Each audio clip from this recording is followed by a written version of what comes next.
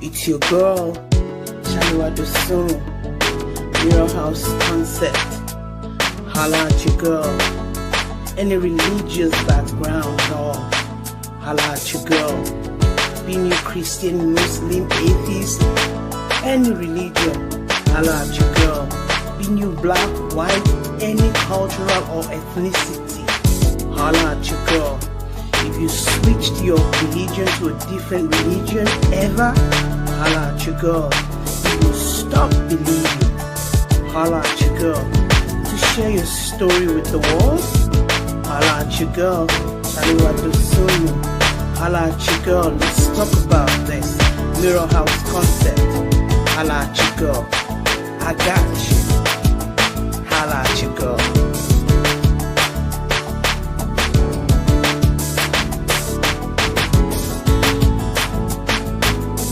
Good morning, good afternoon, good evening. This is Mirror House Concept. And as always, this is your host, Shaliwa Omokunbi Dosumo. We're still on our topic, losing my religion. But there's a little bit of twist in the show today. A while back, a gentleman contacted me and he watched my YouTube channel and he was interested in coming on the show. He sent me an email that he would love to come on the show and talk a little bit about Islam. And of course, I said, he's welcome to do that. So I'm going to, as always, I'm going to usher him in, not to waste your time and not to waste my time. I'm going to usher him in. I'm going to have him introduce himself because he can do a way better job than I can. So hold on. Don't go anywhere. Today's going to be interesting. Hold on.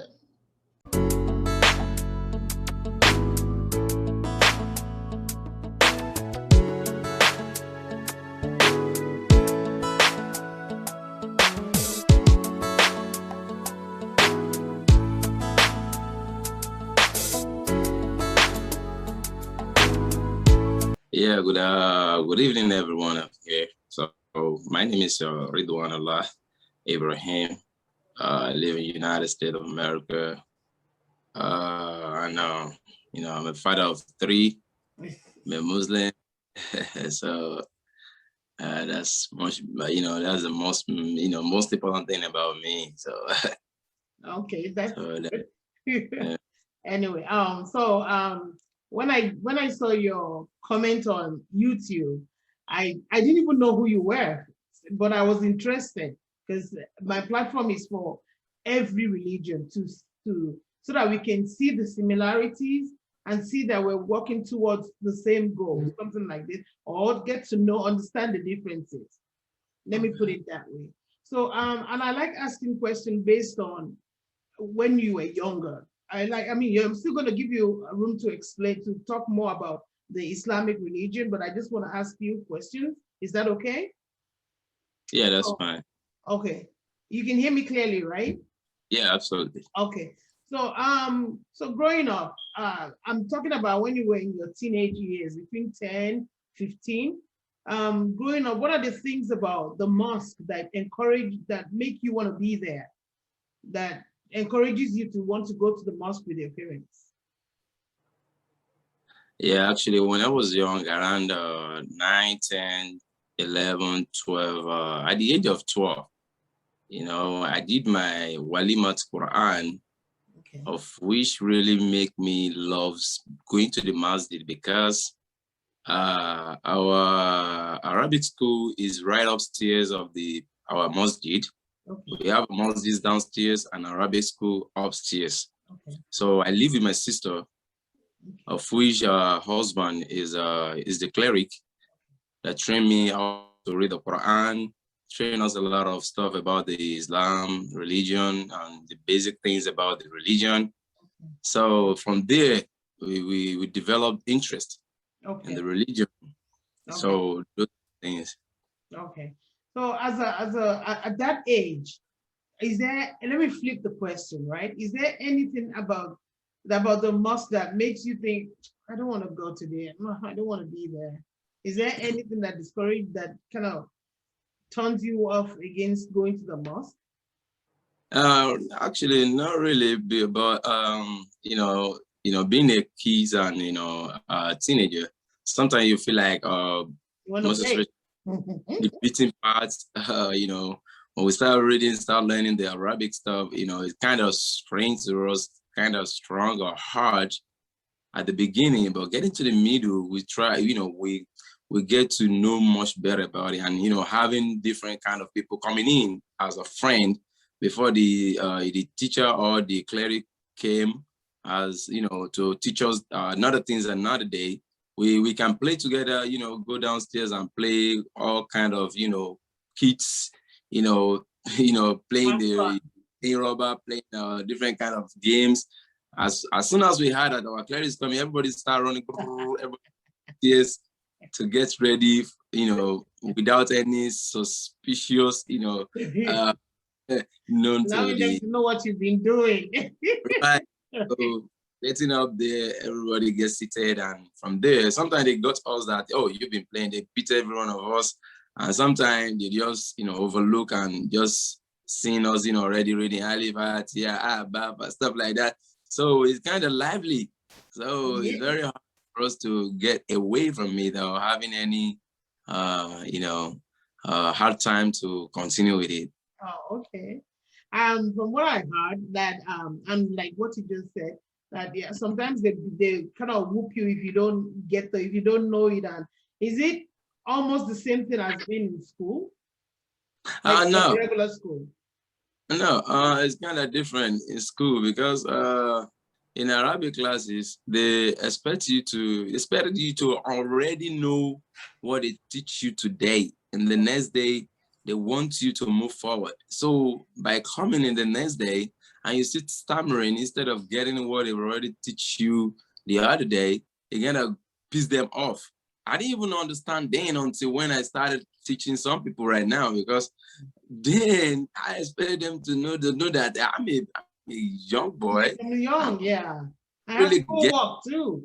That you need to give me some time, But their own thinking then is so different in the sense that, the way they already understand it, they want to get it the same way. So I realized that exactly the way they think, because right now, the same thing I think when I'm teaching some kids now, it's all about patience. So that's the only thing. But in school, they don't really, apart from being late or having your assignment done, or if you don't have your assignment done, that's how you get beaten at school, or having a noise-making list, being among the noisemakers, that's how you get beaten most in school. So we don't really beaten in school for not understanding something wrong now. Oh, okay. Yeah. I kind of understand, because like it's like when you're an expert on some teaching your kids how to drive. Right. Because you already know how to drive, you want to look at them like, okay, what is it why is it so difficult for you to drive? Exactly. What is it about driving that you're not getting? Just get in the car, start the car, and it's becoming easier for you. So you kind of look at the kid and say, why don't you grab this? It's simple. So I think that's what that is. Anyway, so what part of growing up, what part of the mosque, of going to the mosque and the training in the mosque, do you think it has anything to do, does it play any role in molding you into the man you are today? Like I said, I live with my sister, which happened to be my stepmother's, child. Is not my straight mother's, it's just, the way you raise. Okay.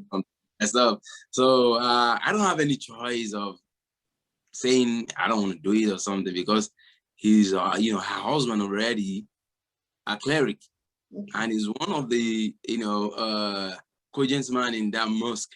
So there is no way for me to have any choice of thinking anything negative. I never even think of anything bad or anything hard. The only thing I ever think of then is that, am I really going to get into trouble? Yeah, I don't want to get in trouble every time. I've always been scared, stuff like that. But I never think of maybe running away. Some kids finally got it upset, or too much for them to, cope. To handle. but I never think of it. But I just love going to the masjid because sometimes you went there and you realize they brought some foods for the kids. That got me a truck. Yeah, that got me right there. That will encourage any kid. It really encouraged a lot. So that is the most important thing. Sometimes if we come back to school, because when we come back to school, then around 2:30, we got to go to the Ileke as we stay then Arabic class. So we learn from 4 o'clock to 6 o'clock. Okay. Monday through Thursday, and Friday Thursday, Friday, no, and Saturday we go back again. Okay. So let's say we do it 4 times in a week. Okay. So we're really used to it. Okay. And it's not really far from where we live in. It's like maybe 1.5, 1.5 in this. Yeah. Okay. So we get used to it. So that's why. Oh, okay. So do you think it has anything to do with who you are today? Yeah. Actually, I'm very, very happy today because, if I live there and I didn't understand the Quran today, I won't be happy to myself, for real. I won't forgive myself. Fulfilled. Okay. Yeah, because it's very, very helpful to me today because, being a man of myself today, grown man, married with kids, now having religion, practicing now without understanding the aspect of religion, I will be so mad because I live with someone that can train me, where I can get the knowledge of it, but unable to do it at that time. So getting older now, I'll be getting upset. Even I won't, I'll find it difficult to forgive myself because if I make it, if I've run away from there all because of the suffering, then I wouldn't have gained anything. I wouldn't have gained anything. So it's really have a lot to do with who I am today. Okay. So let me divert a little bit. So are you going to teach your children? Are you going to enroll them in Ileke in the school? Are you going to teach them Arabic? Actually, yeah. I prefer starting with them, so I will later enroll them. Okay. Their age, the way I don't want a situation where I'll be teaching them. As a dad, I'll try to be pampering them sometimes, but going out there, they're gonna mingle with some strange, faces. Why make them more concentrate on what they're teaching them? But back home, I'll just be helping them by reviewing what they teach them up there. So okay. Yeah. Oh, okay. Yeah. Okay. So also you said you lived with your stepsister. So yeah, I'll divert this question towards your stepsister. So what role did, and you already talked about this earlier, that your stepsister's husband was the clerk, the clerk, is it clerk or clerical? Cleric or alpha. They are okay. So the alpha, I don't want to use the wrong term. That's what I'm trying to. So can you think they played the role in explaining, like showing you the what Islam is all about, what the religion is all about? Do you think they played a role in explaining that to you, or living that life as a dedicated Muslim? Do they show that? Do they display that to you at home? So you mean excuse me, my stepsister? Yes. Actually, not really, because the only thing she ever did when I was living with her is prayer. Okay. Whenever I come to greet her in the morning, she can pray. She's like a prayer warrior, stuff like that, Okay. Yeah, the only thing she always pray and sometimes give us advice because she loves to sell a lot of stuff, and we always help her in hawking stuff like that. So she do pray a lot, but when it's time to go to that's Arabic school, he never stop us or to go. He make it quick for me to get ready to go. So that is the only role he plays. He support me by going on time. He never stopped me from going there at the right time. Yeah, never restrain me not to go there. No, never restrain me. Yeah. So I know you, the knowledge of the Quran. You were taught about the Quran in the at the school. And your uncle did your uncle ever help you, or your stepsister, did she ever like teach you the Quran, or who will you say helped you to understand the Quran at that, to be able to read it fluently and understand it? Oh yeah, actually then we have like 3 clerics. Okay. Which my uncle, like, you know, my husband happened to be number 2 of the 3. Okay. So yeah, even getting my Walimat al-Quran, like graduation from the Arabic school, understanding the Quran will make it easier, make it faster for me.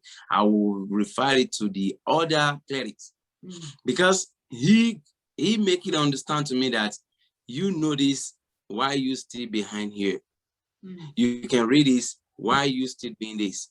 I could remember, because I'm a kind of person, I don't quick forget things like that. When I was still around 11 years old, I have like, let me say, a cousin. We live together in my sister, you know, the family of our husband. Okay. We live together. Yeah, his name is Wahab. Okay. The boy already passed me a little bit. I just, I like that today. Yeah. Sorry, go ahead. We started at the same time, but the guy passed me a little bit, all because of my own, you know, hawking and stuff like that, make me forget something. But it got to the time that we are in the same line of learning. So he already sitting down in an upper place while I'm still behind.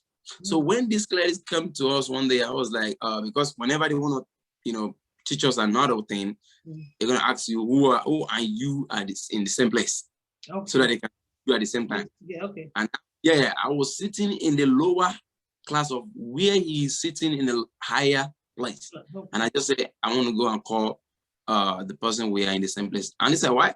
You are in the same place now, you're sitting down here. Why do you say you would have been sitting in the same place? Okay. That is the day the miracle started. Okay. So I got to know it, got to, you know, more serious and, you know, focusing on it until I passed the boy called Abdul Wahab. Then I did the graduation before him. Okay. Yeah. Oh, wow. So the man encourages me more than the clerics, you know, my husband, my sister's, my stepsister's husband. Oh, okay. So he just teach me at home. Okay. Now, where are you today? Go and bring your Quran. Let's practice. And, you know, whenever that happens, beating gonna follow. So I just get ready for it. Yeah. I can understand. That does not help anybody. Okay. Can you explain because I'm sure some of my audience, when they're watching this, they will also be interested in this.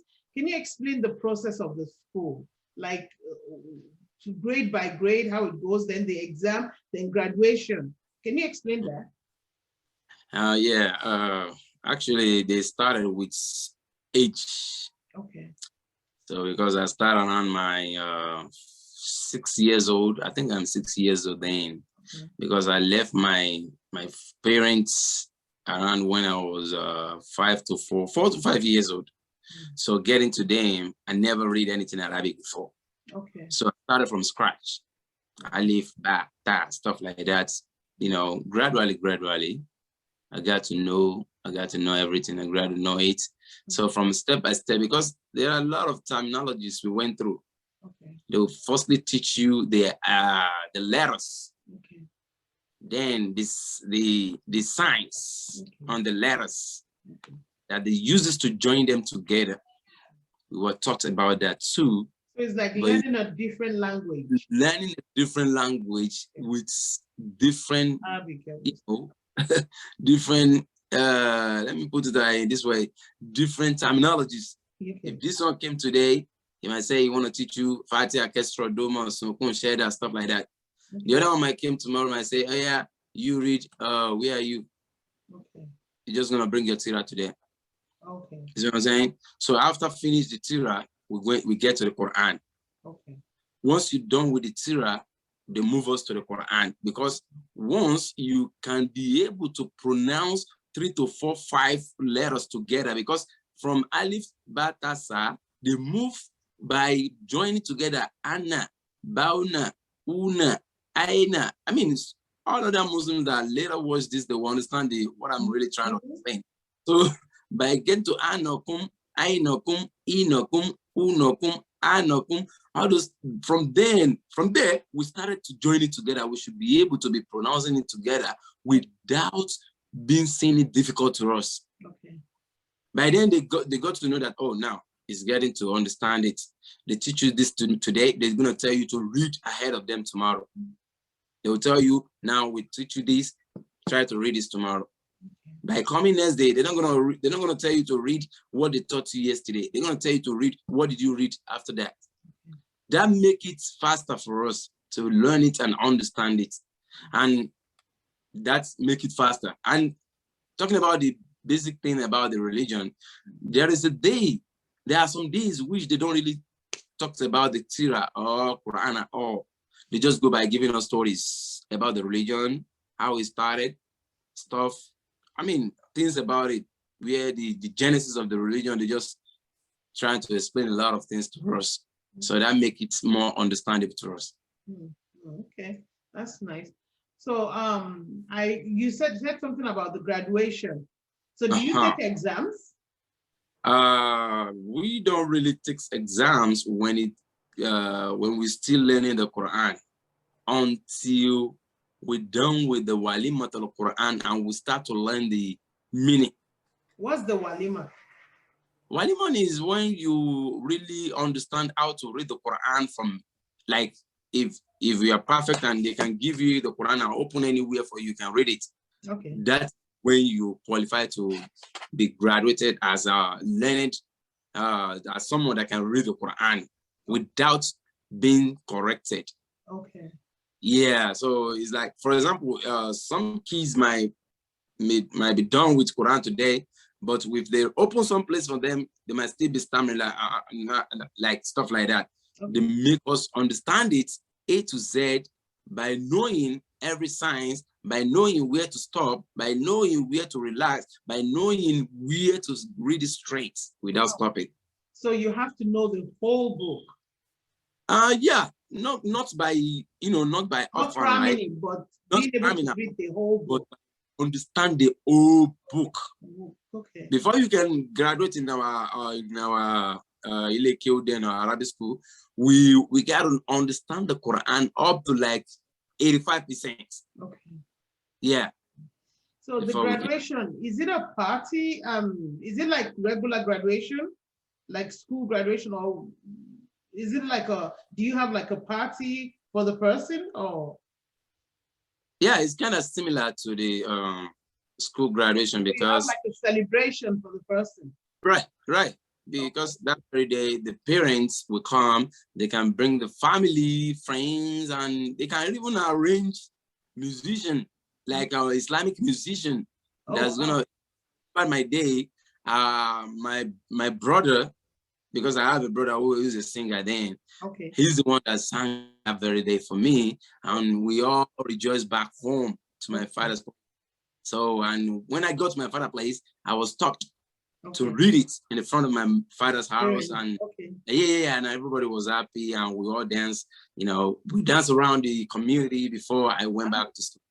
Oh. Yeah, they make it so, they make it so, let me say, really joyful that day to encourage all other kids so that they can be, they can go through the same thing and make them happy. Oh. Yeah. So your parents they are Muslim too. They're Muslims. Your dad and your mom, they're Muslims, right? Yes. Are they practicing Muslim, or what I mean by that is, are they strict Muslims, or are they more relaxed? They are so strict in practicing it, because I remember even my dad, even though he lost his sight before he left the surface of the earth, he never want any of his kids to sleep in a day without completing his or her salat. Okay.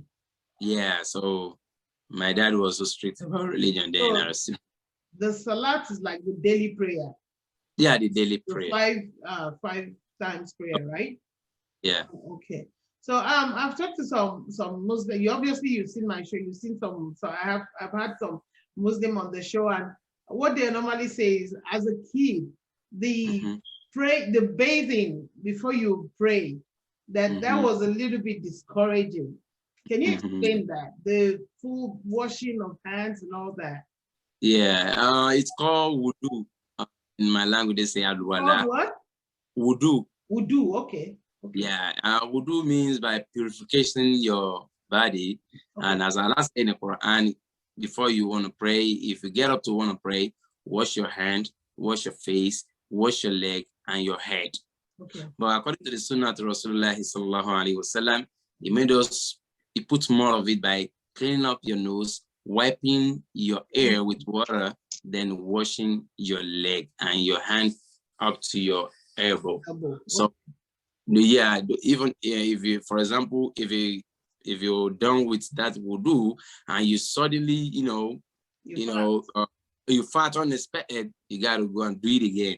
Oh, that's gotta be exactly, because that's what we call unclean things coming out of the body.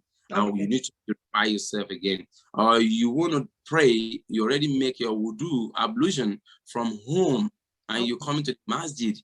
Suddenly you just realize that you're feeling, let me say you're feeling, unbalanced or something like that, that you feel like, I want to use the restroom. Use the wash. Okay. Right. It's better to go and use it and do the ablution again. Okay. Because you can't hold it on your body by praying. You're going to share the concentration into two. Oh, okay. Yeah. So it's very hard for some people, like, I can't be making ablution 5 times a day. It's very hard for me and stuff like that. So I really feel for people used to say that, because it's not, I must tell you the truth, for real. Praying 5 times a day is the most important thing that really, really make it hard for some people. I'm telling you the truth, yeah, because it's kind of hard. Only whoever God Almighty make it easy for. Yeah. I know that sometimes even the prayer you can just like when they say you owe prayer, so you can keep piling it up and do the whole thing at the end of the day. You can do that, right? No. Actually, it's conditional. It's conditional. Oh. Because, yeah, for example, maybe someone is working in a place where there is no space of praying at all. The first thing is to be praying to God to give him or her a better work that will allow him or her to practice his or her religion of faith. Because praying has been, there is a time for every prayer we've been praying. It's not about time. It's let me say the want to pray. Get to know to pray. Right. The scholars now try to understand that, assuming this is the time, okay, we can put it at this time. Because, like, for example, the 2 o'clock prayer time, they just check because everything we did with it is we did with nature. We follow the nature before we can pray. Yeah, there must be where the sun will be with you before you can go to pray at the 4 o'clock. They try to put the time according to the weather, according to the present time, and where the condition of let me just say, everything is all about nature. Okay. But the scholars try to merge it with the time to make it accurate. Okay. So the best time is to pray it at the right time. The best thing of Salat is to pray it at the right time. Okay. Coming back home, some people try to get back home and pray everything together, by themselves without seeking any knowledge about it. Like, is it good or not, or stuff like that. They just feel like, oh, my work is not permitting me to be praying at the right time. So when I get home, some people be saying, I keep on as Yoruba used to say, praying everything together, God loves that. But no, doing it at the right time is the most important thing. And, like, for example, now nobody will ever want to eat 3 times a day at the same time. Yeah, of course. Like you want to eat morning, afternoon, and night. You just say, I want to eat everything this Together. morning and That's eat on the next day. You know, it is just like that. Oh, so if let me say, for those that do the 5 prayers, maybe that all schedule it all together later at night, do they have to do the washing 5 times? Oh, no. So they only do the washing once, and yeah. they do the okay.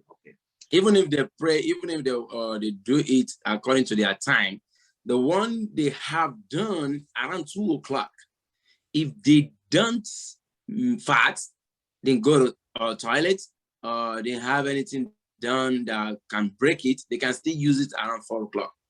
Oh, okay. Yeah, it's just. So let me ask this a little bit gross question. So, okay. what if they want to pray and all of a sudden they have the urge to want to pee? They want to pee. Can they pee and just continue, or they have to do all the? Once they pee, they need to do it again. They do everything again. Okay. Yeah. Okay. Also, I already have an answer to this. I already know what your answer is. Growing up as a young Muslim, where do you think you fit in the most? In the mosque or in the community? You mean where do I really feel relaxed? Fitting, yeah, fitting. Where do you think you belong the most? Is it when you're in the mosque or when you're within your friends in the community? I can use when I'm in the with a friend in community, because when you're in the friend with, because then I can't even play like that. Okay. You can just say you want to go play ball. No, it's very hard. So as a kid, you cannot go out and play ball with your friends. You can't just play anyhow. Okay. Because then we play when they're out. When my stepsister is out, maybe we always pray for them to find somewhere to go. Okay. Is it because of the rules at home, or because you're an allergy in the making? Fear. As a teenager, we gotta fear them. Like we know that anything we've done wrong is gonna result to Kenny beating. Okay. So, and they don't want you to just be playing without having anything done. Okay. So it's not the religion that is not making that does not encourage you to go out and play. It's the rules at home. Mm-hmm. It's the rule. Okay. When you're free, get your books or get your, sometimes they feel like we can go and do it, but we, according to the fear in us from them, we find it difficult to just see them sitting in front of the house and we say, hey, we're going to play ball with our friend out there or not. We can do it. Oh, okay. Yeah. So what if you want to encourage the young Muslims now? What changes? Before I go into that question, let me ask another question. I know you said when they're teaching you Arabic, they're teaching you to read it. Sometimes they tell you stories about Islam. When you're reading it, do you understand it? Do you understand what you're reading? You mean the Quran? Yes, when you were young. Yeah, like I said, it's really hard to quick understand it like that. You just you recite it, but you don't really understand it. You don't know the meaning yet. Okay. Okay. The meaning starts after the graduation of understanding how to read it. Okay. So start the meaning as a different class again. Okay. So during that time when you don't have the understanding or the meaning of it, do you ever for once feel, why do I have to do this? I don't even understand it. I mean, I must be factual. I never think about that at all, because there is no breathing space to think about it at all. Okay. Because they just do it, and automatically, you know what? I don't want to get into trouble. Let me do it. There's not even any room to think about, like, why am I doing it for? We don't even. There's not even any. I don't know. Maybe some kids might be thinking of such, but me, I never think about it. Let me rephrase the question. If there's no consequences, if they will not beat you, if nobody will say anything, if you were living by yourself, will you still do it? Back then? Yeah. No. Because I mean, because you were young. And yeah, because we were young, we always try to take some people's step. Okay. Like this person already did, because right then 2 or 3 groups have done the walima before me. Okay. Of which I saw the way they celebrate them that very day. So we always put in more effort to get it done as well. Okay. So that's why we always keep doing it. Even though we don't know the meaning of what we're reading, we just keep reading it. And it's sweetening us because we love, using the voice. Like we want to recite it. So that's why it's us cool. More interested in it. Yeah. Okay. And something it really helped me. Okay. In school stuff. Yeah. It really helped me in school stuff. Yeah, in some way. It really helped me. So yeah. You want to say it helped you, it helped you keep disciplined, right? It right. Helped you like to be on track. To focus. Yeah. Right? Yeah. Okay. So because when you contacted, let's go to what you requested, that you would like to explain more about Islam. So right. I would like you to kind of explain a little bit more about Islam, give you that time to, tell us more about the religion and all that, and also to encourage the young ones in the Ilekeo process now, like just encourage them. Right. The thing is that, like I said, understanding the religion, understanding the Islam started from the parents. That is the basic thing about it. Started from the parents. If the parents don't really understand the religion, when the kids are going to the Arabic school, they will not even take it that serious. Okay. They will believe that what he's learning now is just to, read the Quran, just for the sake of knowing how to read the Quran, of which it's more than that, and to me, a lot of people have, left the religion today, because it's not their fault. I must put it to myself and to the parent as well, because leaving the religion is not most of the kids' fault. Mostly the parents' fault, because they don't really take it important. And sometimes the parents don't even pray at home to encourage the kids. You see, like someone like me, when I was still living with my stepsister, there's a place like a mosque in our house. Aside from the mosque we used to go. Okay. For example, if you woke up in the morning, we don't want to go to the masjid, there's a place to pray at home. And aside that, there's another, obligatory prayers we normally do every Friday. Okay. Yeah, the 1 o'clock one. Yeah, so that really make us understand it more and more. If the parent did not take the religion serious, believe me, no kids will, grown up and start trying to practice it. Because most especially those people that live with clerics are fast, they got devoted than any other children. Like, for example, me now, I have a lot of people that we graduated together. Then in 98, 98 we are graduated. But now, most of them did not really continue with it. And some even continue more than me. It depends on the parents. Okay. So my advice for the kids that are still undergoing learning the Quran is just, I can't even encourage the kids. I can't advise the kids. I only advise the parents. Okay. Yeah, to try to encourage them by focusing in it, and also trying to get to the teacher of each of their children to teach them more about the religion, teach them more why they should be devoted in the religion aspect, teach them more how to understand the basic things about the religion. Because some parents, they don't even understand what their children are reading, because they never go through it. You see? Yeah. They never went through it. They just want their kids to understand it. So if the kids came back and drop it and start playing, they know they can't understand what you want to read for them. But I would just advise the parents, whenever the kids came back from Ilekeo and stuff like that, they should tell them, oh yeah, go and bring it, come and read it for me. Even though they don't understand what he or she gonna read today. At least that fear will make those children continue trying to strive more and more to understand the religion. They can just wake them up. Hey, what do we say when we pray? What do we say when we bow it down? What do we say when we sujood and stuff like that? That really helped me a lot.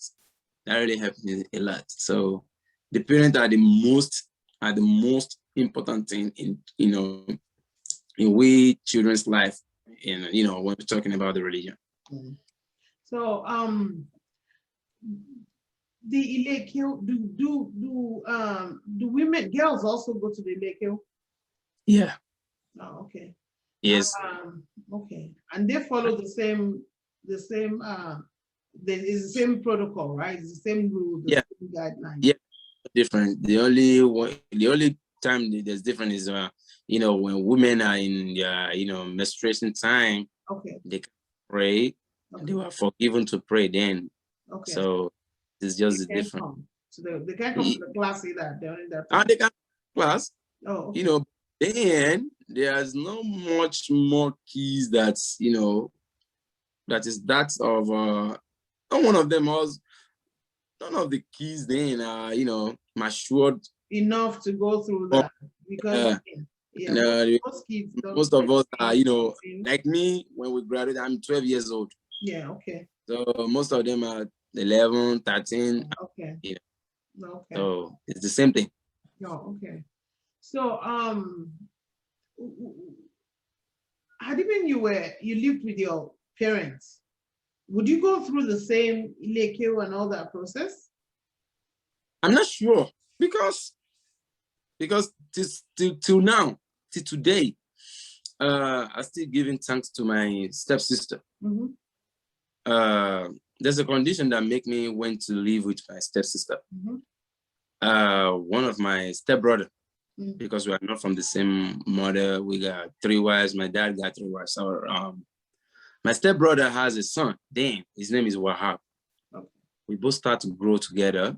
We're going to the same nursery and primary school. Okay.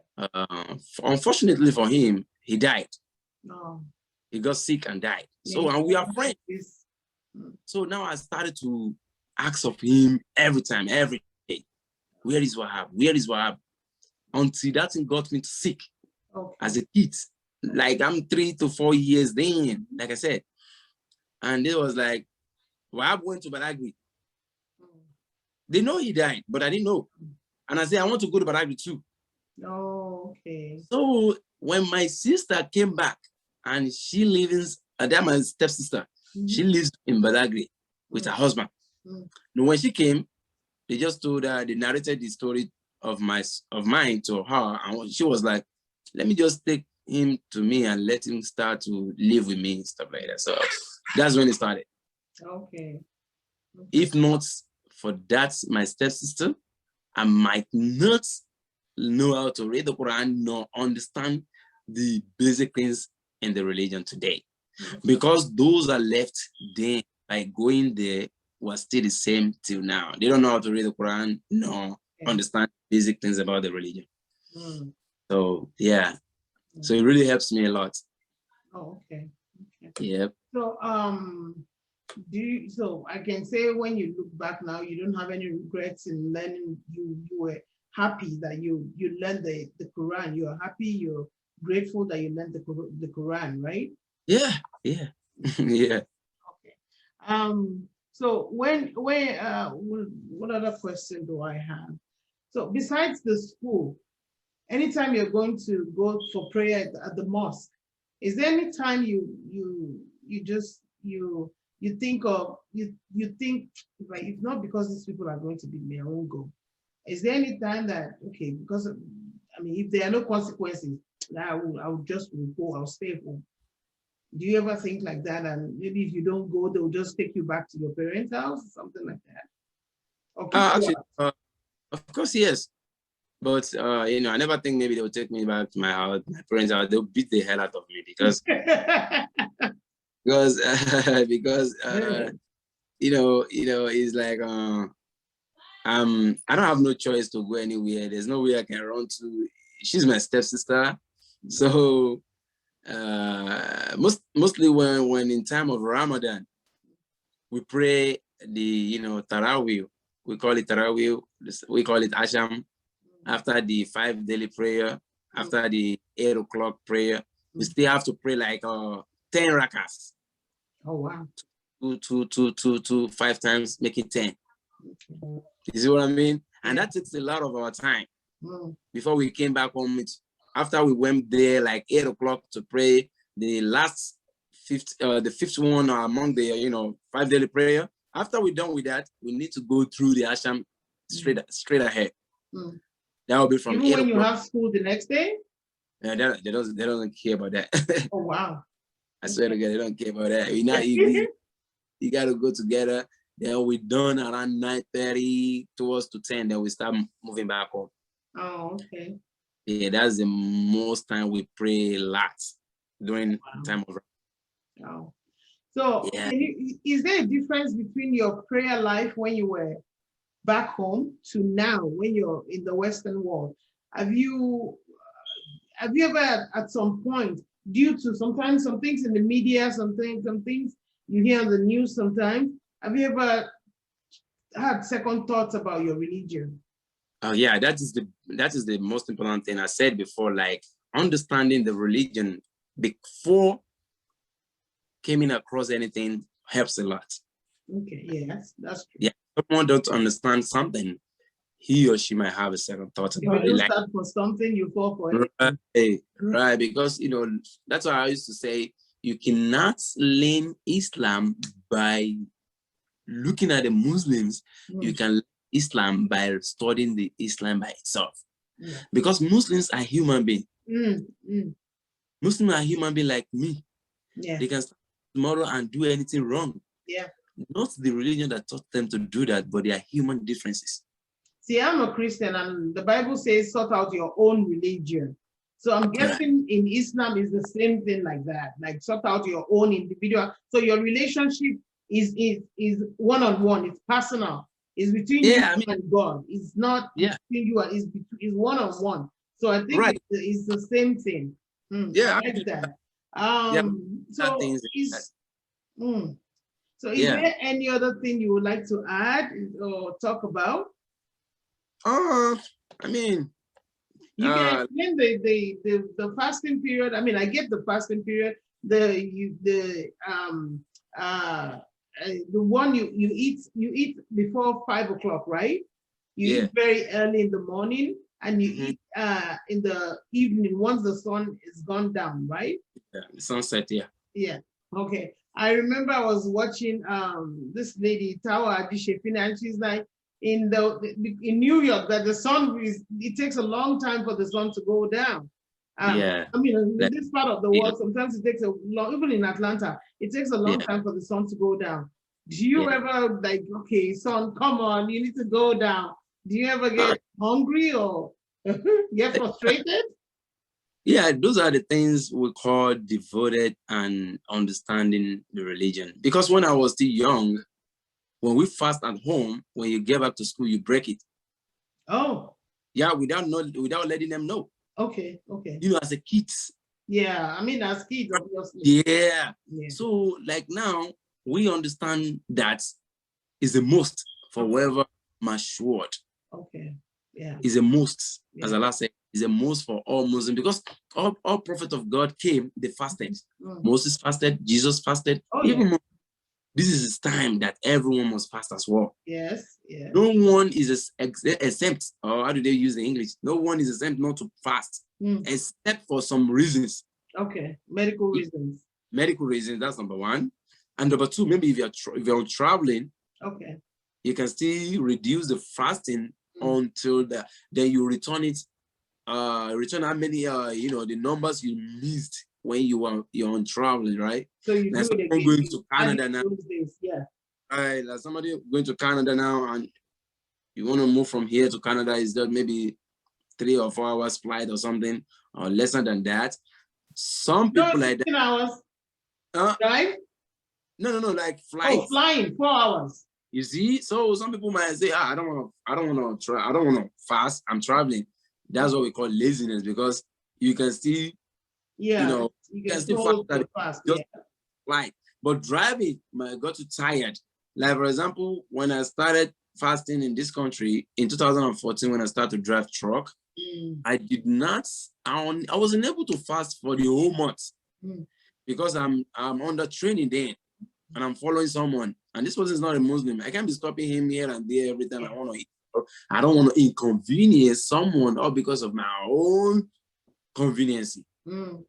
So I have to return it the whole 30 days after, in a normal day, maybe in another month, because there's Muslims calendars. That's what I'm saying. So you can return it out before another Ramadan arrived. Okay. So in Western world now, some people came here and they don't fast, and they are Muslims. What do we call them? It's just laziness. Okay. It's just laziness, because it's very easy. It's even easier here to fast than in country back home, because here the only thing that make it hard for us is seeing different stuff out there. I think because not to cut you, not just to add something there to what you said. Sometimes fasting, let's say you work in an office. If you work in an office and you walk into the office, there's coffee, there's donuts. I mean, there's gonna be a problem with that fasting. That's what like I said. Me, I have to have my cup of coffee in the morning or I cannot function.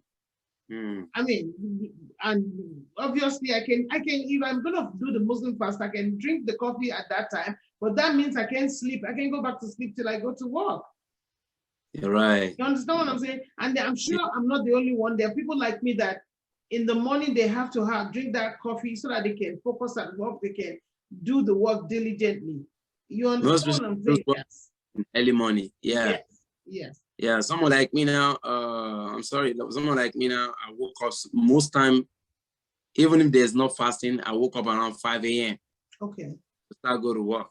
Okay. So, and I'm not really used to coffee though, I have a kind of strong nerve. I hardly go to sleep like that. Okay. So when I get up like that, if I feel like drinking coffee during this Ramadan, I try to buy it and drink more while eating.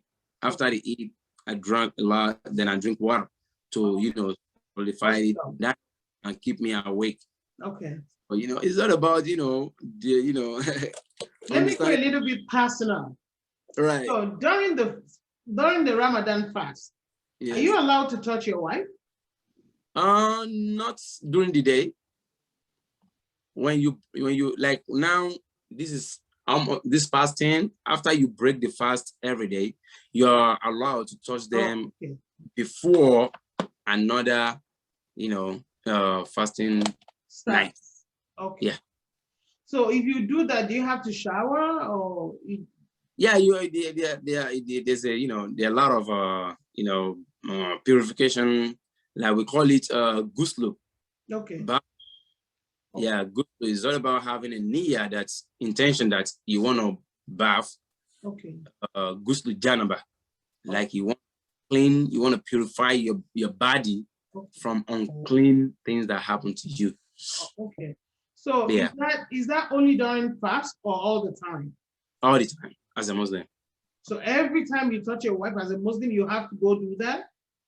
If you touch her, you have maybe intercourse with her only. You have to be clear. Does she have to do it too? Yeah, of course.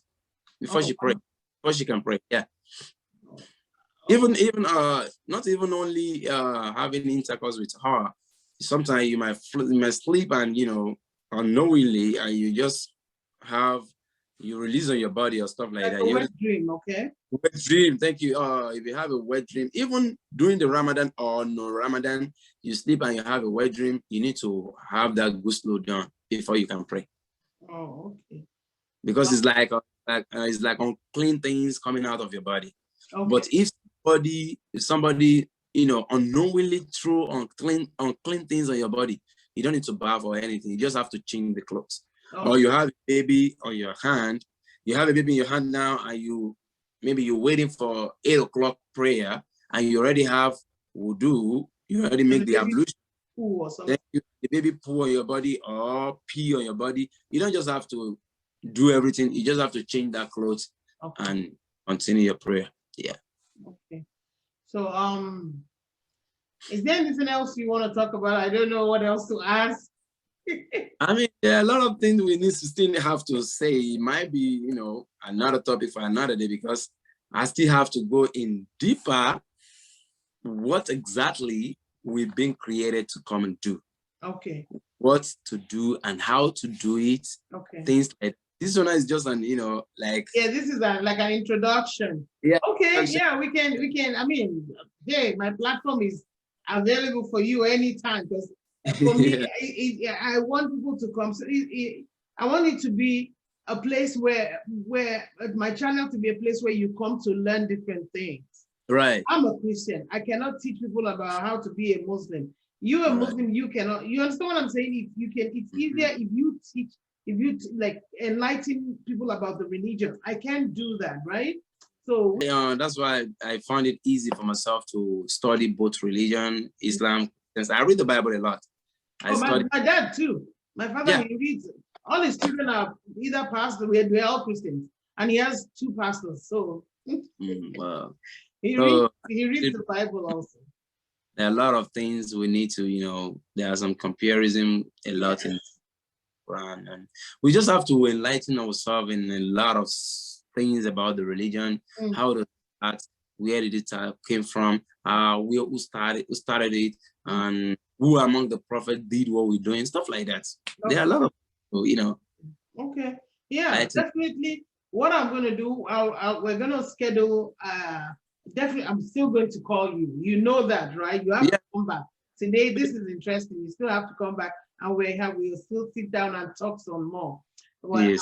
Because of time, so we will have to kind of round up, and because you have to go get, I mean, you still have the rest of the night to take care of yourself, and you've eaten, right? You've eaten because the sun is gone. Yeah, right. But to spend time with your family and get ready for work tomorrow. The fast is not over yet, is it? I will still have 2 or 1. 2 or 1, okay. Yeah. Anyway, and some people and why your fasting never always been, permanent or something like that. I was like, it is. Yeah, but I know it has to do with tell us that. Why is it different times?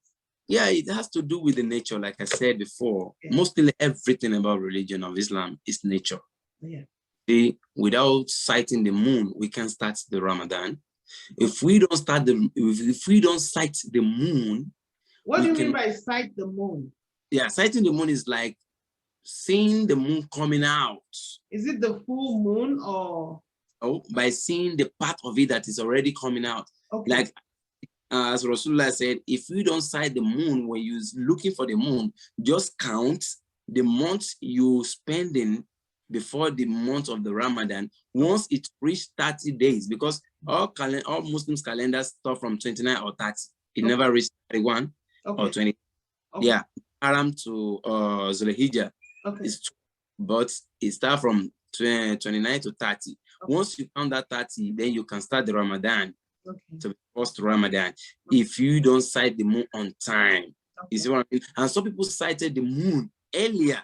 Okay. That got it announced by Saudi Arabians or other countries that, we already sighted the moon. Okay. Ramadan, that's the day. And some people predicted the day that we're going to start Ramadan this day. Oh, okay. So then, if you sight the 1 second, if you sight the moon in Saudi Arabia, right, you all can start. Right. If once the whole world can stand. Oh, okay, okay. To end the fast. Is either we end it at 29, like for example, tomorrow is the 29th day. Okay. Before the breaking of 29th tomorrow, before the breaking time, those who sighting the moon will be working diligently to know maybe they can get the moon seen while coming, or they use a lot of microscopic materials to get it. If they didn't see it, that means we're gonna fast for 30 days. We still have one more on Wednesday. So if they don't, what if they still did not see it on the 30th day?